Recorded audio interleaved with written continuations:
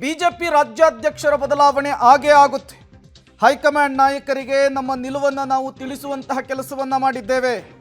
ರಾಜ್ಯ ಬಿಜೆಪಿಯಲ್ಲಿ KJP team ಆಗಿದೆ ಅಂತ ಹೇಳಿ ಮತ್ತೊಮ್ಮೆ ವಿಜಯೇಂದ್ರ ವಿರುದ್ಧ ಗುಡುಗಿದ್ದಾರೆ. ಕೆಜೆಪಿಯವರನ್ನೇ ಜಿಲ್ಲಾಧ್ಯಕ್ಷರನ್ನಾಗಿ ನೇಮಕ ಮಾಡಿದ್ದಾರೆ ವಿಜಯೇಂದ್ರ ಅವರು. ನಾವ್ಯಾರೂ ಕೂಡ ಯಡಿಯೂರಪ್ಪ ವಿರುದ್ಧ ಮಾತನಾಡಿಲ್ಲ.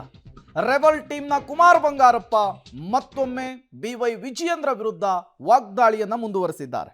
ಆತ್ಮೀಯತೆಯಿಂದ ಮಾಡಿರ್ತಕ್ಕಂಥ ರಾಜಕಾರಣ ಬಂದಿದೆ. ಆದರೆ ಇವತ್ತು ಹಂಗೆ ಆಗ್ತಾ ಇಲ್ಲ. ನಮ್ಮ ಬೇರೆ ಒಂದು ಸಣ್ಣ ಉದಾಹರಣೆ ಹೇಳ್ತೀನಿ. ನಾವು ಎಲ್ಲರೂ ಇಡೀ 239 ಬೂತ್ನವರೆಲ್ಲ ಸೇರಿಬಿಟ್ಟು ಒಬ್ಬ ಮಂಡಲದ ಅಧ್ಯಕ್ಷರು ಮಾಡಿರಿ ಅಂದರೆ ಅದನ್ನು ಬಿಟ್ಟುಬಿಟ್ಟು ಬೇರೆ ಒಬ್ಬರನ್ನ ಅವ್ರದ್ದೇ ತಿಳುವಳಿಕೆ ಇದ್ದವ್ರನ್ನ ಸೊರಬಕ್ಕೆ ಮಂಡಲದ ಅಧ್ಯಕ್ಷರನ್ನ ಮಾಡ್ತಾರೆ. ಮಾಡೋಕ್ಕಾಗುತ್ತೆ? ಸಾಧ್ಯ ಆಗುತ್ತಾ? ನಾವೆಲ್ಲರೂ ಸೇರಿ, ಮತ್ತು ನಾನು ಒಬ್ಬನೇ ಕೊಟ್ಟವನಲ್ಲ, ಮೀಟಿಂಗ್ ಮಾಡಿ ಅವ್ರನ್ನೇ ಕಳಿಸಿ ಬಂದು ಅವರು ಇದನ್ನೇ ಹಾಕ್ಕೊಂಡು ಇದನ್ನೇ ಹೇಳೋದು. ಇದು ಇರ್ರೆಗ್ಯುಲಾರಿಟೀಸ್ ಹೆಂಗೆ ನಡೀತಾ ಇದೆ ಎಲೆಕ್ಷನ್ಸ್ ಪ್ರೋಸೆಸ್ಸಲ್ಲಿ ಅಂದರೆ ಈ ಥರ ನಡೆದಿದ್ದನ್ನೇ ಇವ್ರು ರಾಜ್ಯಾಧ್ಯಕ್ಷರಾಗಿ ಅಲ್ಲಿರ್ತಕ್ಕಂಥವ್ರನ್ನ ಇಟ್ಕೊಂಡು ದುರ್ಬಳಕೆ ಮಾಡ್ಕೊಂಡಿದ್ದಾರೆ ಸ್ಥಾನಮಾನಗಳನ್ನು. ಇದು ಇವರಿಂದ ಸಾಧ್ಯ ಇಲ್ಲ. ಇವ್ರು ಮತ್ತು ಕೂಡ BJPನಲ್ಲಿ ಗುಂಪು ಕಟ್ಟೋದಕ್ಕೆ ನೋಡ್ತಾರೆ. ಅವ್ರು ಹಳೆ KJPನಲ್ಲಿನೇ ಒಂದು ಗುಂಪು ಮಾಡಿದ್ದಾರೆ. ಇಲ್ಲಾಂದರೆ ದಾವಣಗೆರೆಯಲ್ಲಿ ಹಿಂಗೆ ಆಗ್ತಿರ್ಲಿಲ್ಲ.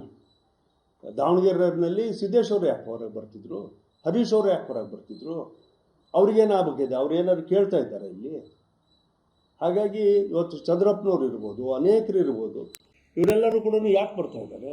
ಯಾಕೆ ನಾವು ಹೈದರಾಬಾದ್ ಕರ್ನಾಟಕ ಅಥವಾ ಕಲ್ಯಾಣ ಕರ್ನಾಟಕವನ್ನು ಪೂರ್ಣ ಯಾಕೆ ಕಳ್ಕೊಂಡಿದ್ವಿ ಇವ್ರ ಲೀಡರ್ಶಿಪ್ನಲ್ಲಿ?